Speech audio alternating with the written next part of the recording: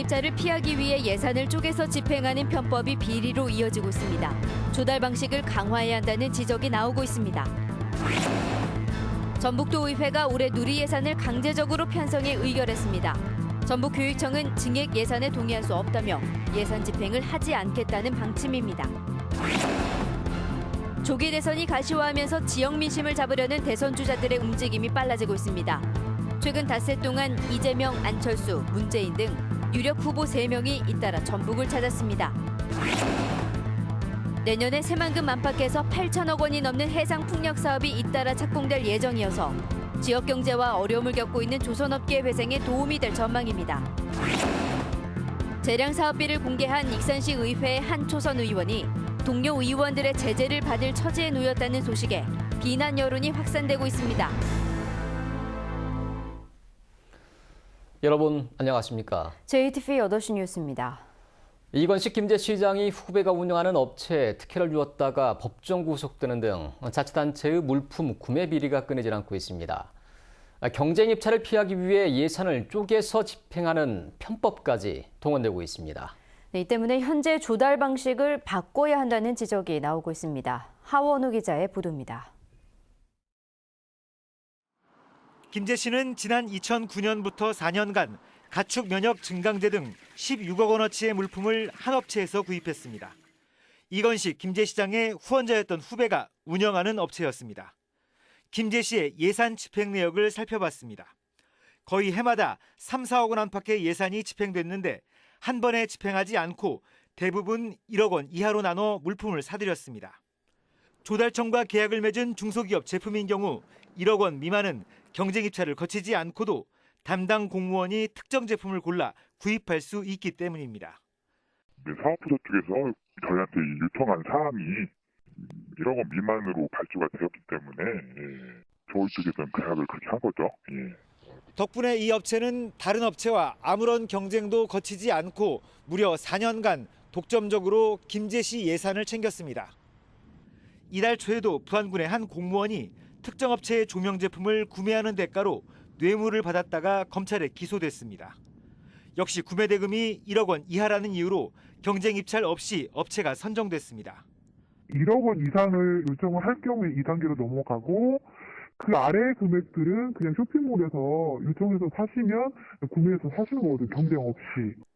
사정이 이렇다 보니 업체들은 재량권이 있는 공무원에게 뇌물을 건네려는 유혹에 빠질 수밖에 없습니다. 내 제품을 내가 팔아달라고 가서 사정하고 홍보하고 노비해야만이 팔았으니까요. 안 그러면은 공무원들이 알아서 내 제품, 좋은 제품 절대 써줄 일이 없거든요. 경쟁 입찰을 거치면 업체 간의 가격 경쟁으로 예산도 아낄 수 있고 공무원 비리도 크게 줄일 수 있습니다. 소액이라도 경쟁 입찰을 의무화하는 등 구매제도 개선이 시급합니다. JTB 뉴스 하원호입니다. 재량 사업비를 공개한 익산시 의회 한 초선 의원이 오히려 동료 의원들의 제재를 받게 됐다는 소식 어제 전해드렸습니다. 익산시 의회는 이 초선 의원이 사과하지 않으면 제재를 강행하겠다는 뜻을 굽히지 않고 있습니다. SNS에는 익산시 의회를 비난하는 여론이 확산되고 있습니다. 김진영 기자가 보도합니다. 익산시 의회가 재량 사업비를 공개한 의원의 제재를 강행하기로 했습니다. 해당 의원의 진정성 있는 사과가 없다면 윤리위원회에 제소하는 등 제재를 강행하겠다는 겁니다. 재량 사업비 공개 과정에서 재량 사업비를 호주머니 돈 쓰듯이 사용한다는 등의 블로그 내용이 시 의원들의 명예를 훼손시켰다는 이유입니다. 여러 의원들이 이게 사과가 진정한 사과가 아닐 때는 무슨 뭐 경고를 하더니 뭘 할까 이 계속 얘기를 하니까. 그러나 재량 사업비를 바라보는 여론은 갈수록 나빠지고 있습니다. 익산의 한 시민이 SNS에 올린 글입니다. 재량 사업비를 공개한 의원을 제재하겠다는 익산시 의원들을 비난하고 있습니다. 댓글 역시 익산시 의회를 비판하고 있습니다. 반면 재량 사업비를 공개한 의원을 응원한다는 댓글이 수십여 개에 이어집니다.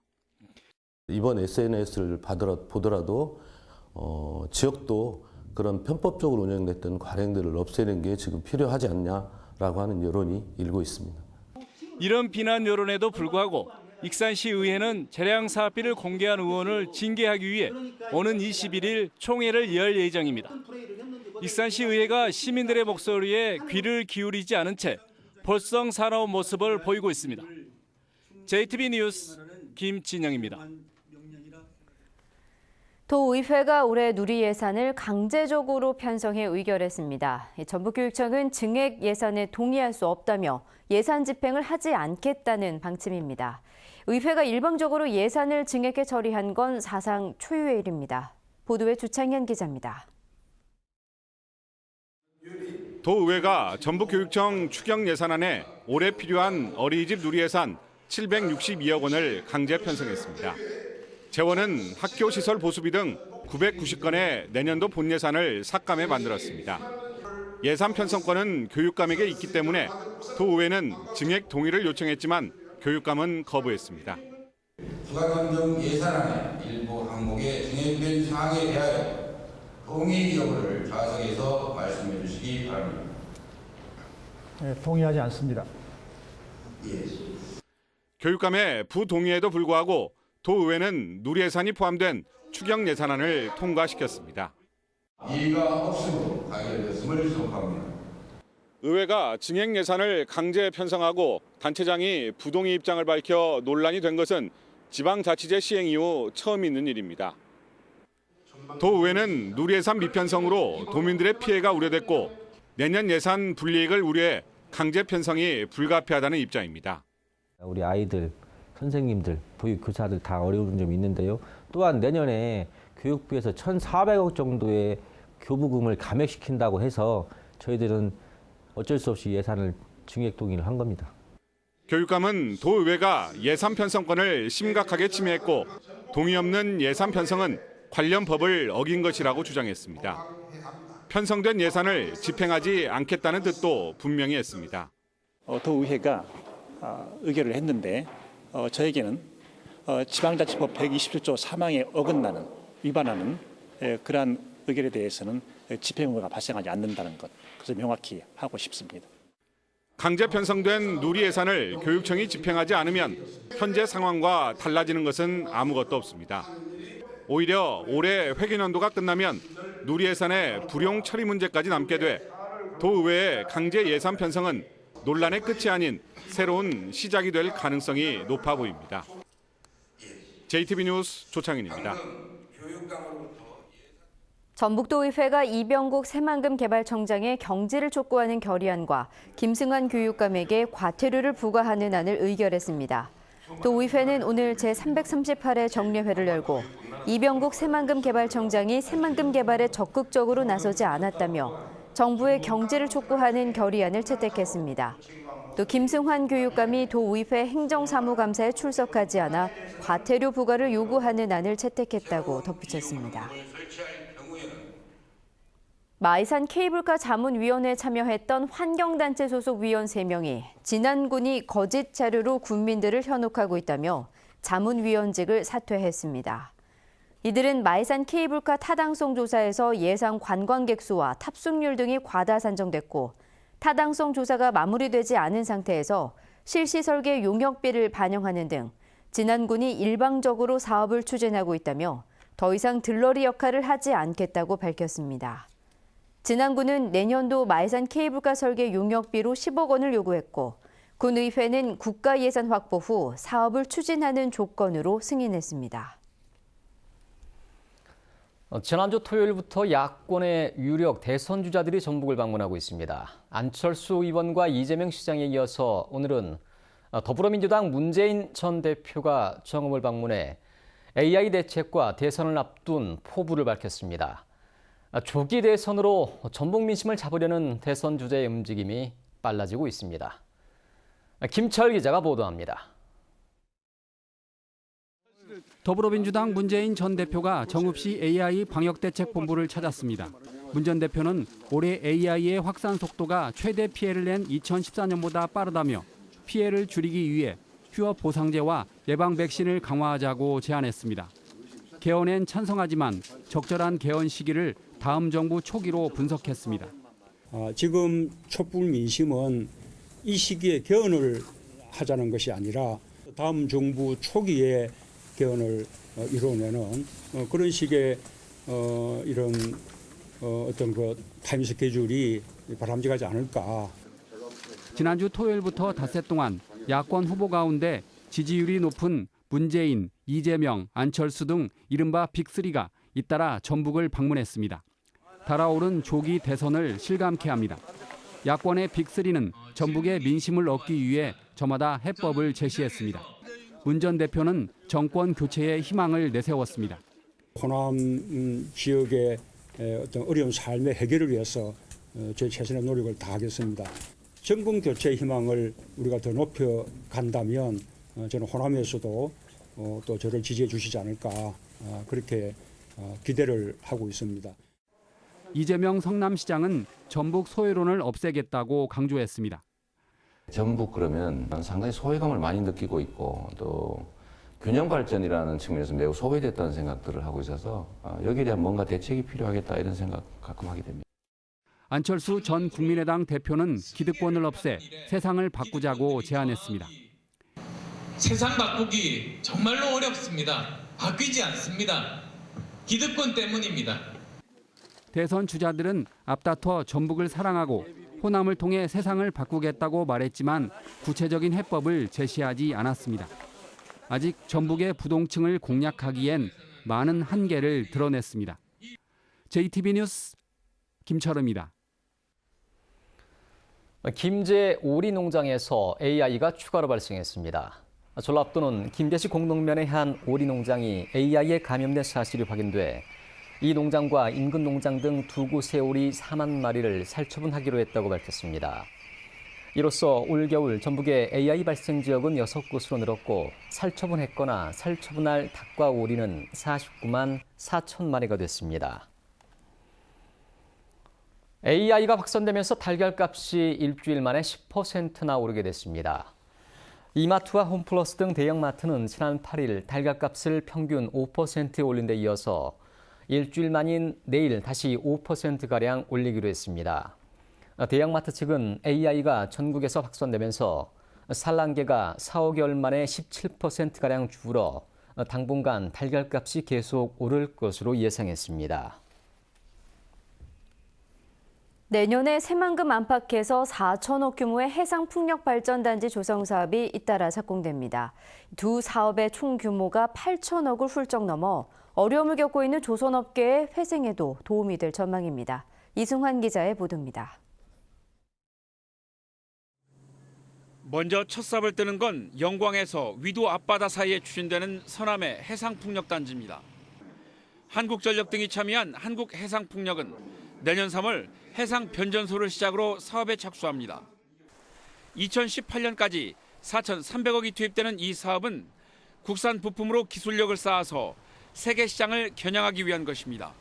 테스트베드 구축을 통해서 세계 풍력 시장에 진출할 수 있는 그런 어떤 교두보 역할을 서남해상풍력 실증단지가 충분히 할 수 있을 거라고 그렇게 판단을 하고 있습니다.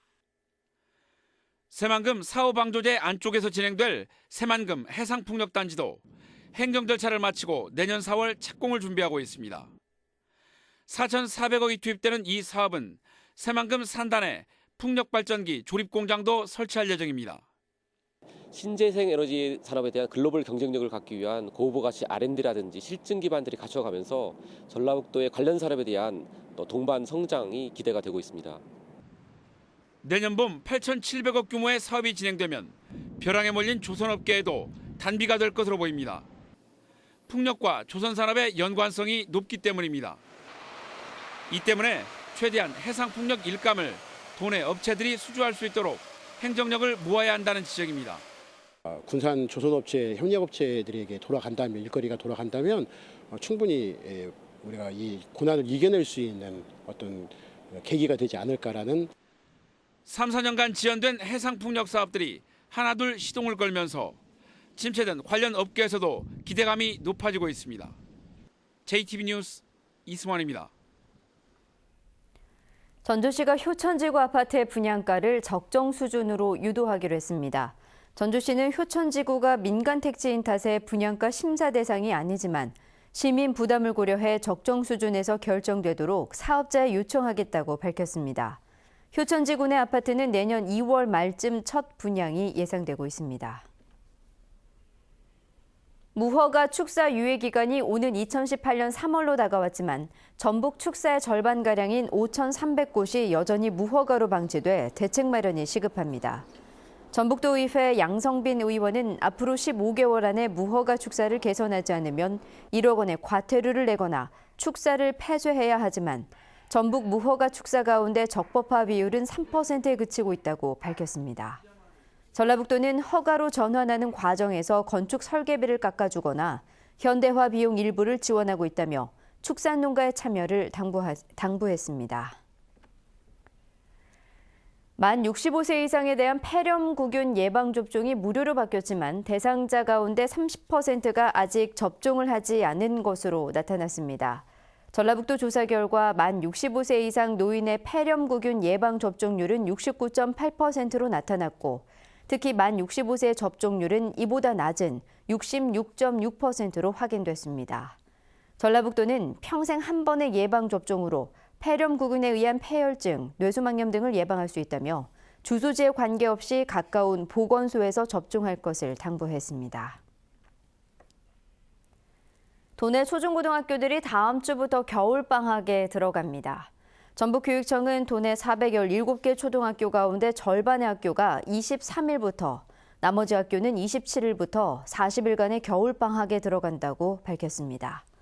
중고등학교는 오는 27일부터 30일까지 대부분의 학교가 겨울방학에 들어가며 개학은 2월 1일부터 6일 사이에 이뤄집니다. 시내버스와 레미콘 차량이 충돌해 승객 등 10여 명이 다쳤습니다. 오늘 오후 4시 10분쯤 전주시 동산동 반월초등학교 앞 시내버스 정류장에서 55살 임모 씨가 몰던 레미콘 차량이 시내버스를 추돌했습니다. 이 사고로 레미콘 기사와 시내버스 승객 10여 명이 다쳐 병원에서 치료를 받고 있습니다. 경찰은 시내버스가 정류장에 멈춰서는 순간 레미콘 차량이 추돌했다는 목격자의 말에 따라 정확한 사고 경위를 조사하고 있습니다. 전주지법 제2형사부는 술에 취한 여고생을 집단적으로 성폭행하거나 미수한 혐의로 기소된 17살 A군 등 고교생 4명에게 각각 징역 2년 6개월에 집행유예 4년에서 징역 3년에 집행유예 4년을 선고하고 성폭력 치료 프로그램 80시간을 이수하라고 명령했습니다. 이들은 지난 5월 친구 소개로 알게 된 16살 여고생과 함께 술을 마시다 이 여고생이 취하자 모텔로 데려가 번갈아 성폭행하거나 미수에 그친 혐의로 기소됐습니다. 오늘 밤부터 서해안 지역에는 눈이 날리는 곳이 있겠습니다. 내일까지 예상 적설량은 1에서 5cm, 강수량은 5mm 안팎입니다. 내일도 가끔 구름 많은 날씨를 보이겠습니다. 아침 최저 기온은 영하 7도에서 영하 2도, 낮 최고 기온은 1도에서 3도의 분포로 오늘보다 낮겠습니다. 현재 군산과 김제, 고창, 부안에는 강풍주의보가, 서해남부 전해상에는 풍랑주의보가 내려져 있습니다. 전주기상지청은 이번 추위가 모레 아침 절정을 이뤘다가 주말 오후부터 점차 풀릴 것으로 내다봤습니다.